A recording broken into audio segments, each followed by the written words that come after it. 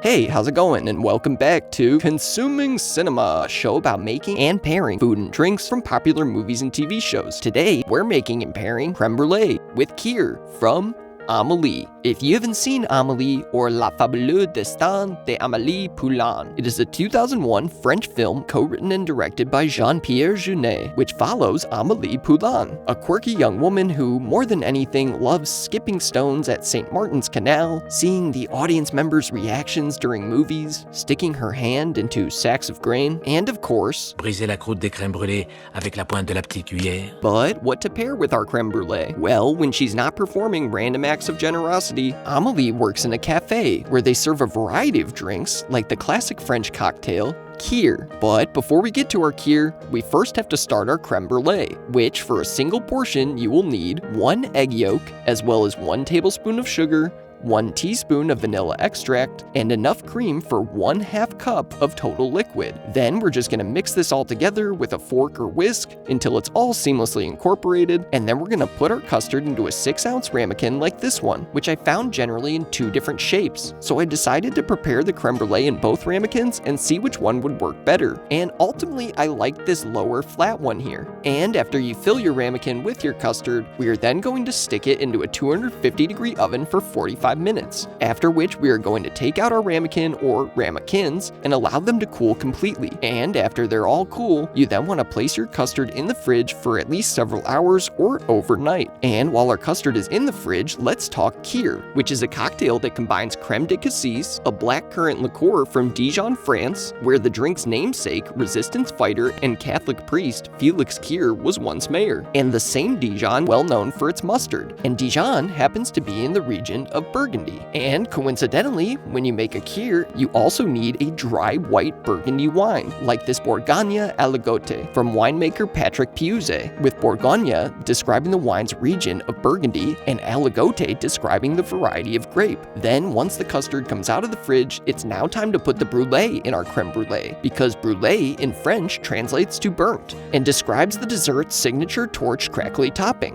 which is very simply a thin coating of sugar that you want to distribute as evenly as possible over the top of the custard, and go ahead and just try and fill in any blank gaps that you see. Now, to brûler our brûlée, we will be using a blowtorch. But if you want a no-torch method, check out the inspiration for the recipe I used, Adam Ragusia's crème brûlée video you can watch here. Now, carefully ignite your blowtorch and, as delicately and evenly as possible, melt the sugar on top of the custard. Now, don't fret if you burn a little, because this is one of the very few dishes in existence that is socially acceptable to burn, because it is quite literally in the food's name. Then, once all the sugar has melted and the crust has cooled, we will now make our Kir, which starts in a coupe glass, to which we'll add a 1/4 ounce of our crème de cassis, followed by as much of our Bourgogne à la Goutte or the white Burgundy of your choosing as you'd like. And at long last, our Kir with crème brûlée is finally done. Now there's nothing left to do but to taste it. So we'll start with Amélie's favorite part, cracking the top. But you know, I don't even really love cracking the top of crème brûlée quite as much as my lovely fiance Bailey does. So let's go ahead and let her do the honors. Aw, thank you.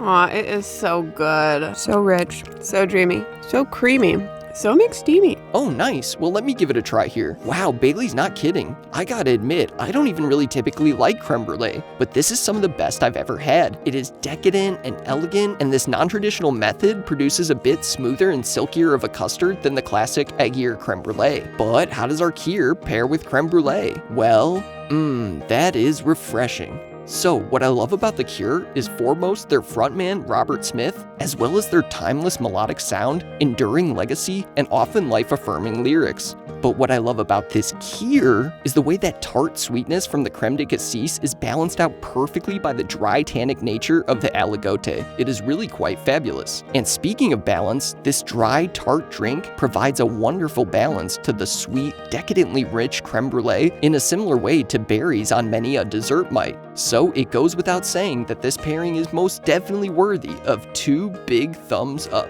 If you like the channel, please like, subscribe, and hit that notification bell. Please leave any video suggestions in the comments below. Full recipes will be included in a link in the video description. Follow us on all forms of social media at Consuming Cinema. And don't forget to join us next week when we make a pairing from Thank You for Smoking. And I'm sorry it's been a little bit since our last video, and I'll explain why later. But until thank you for smoking, as always, thank you for watching.